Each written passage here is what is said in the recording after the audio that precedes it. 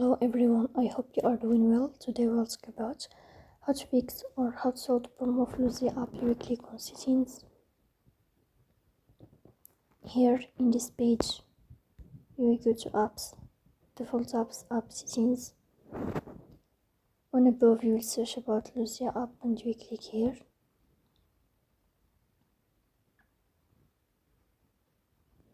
In this window of app info,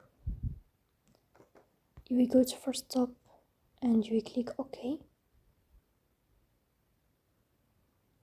Here in this page we go to storage, then we click on clear cache. In the end you will turn off your phone and you will wait a moment to restart your phone again. So that's all. Don't forget to support us by like and subscribe. See you next time.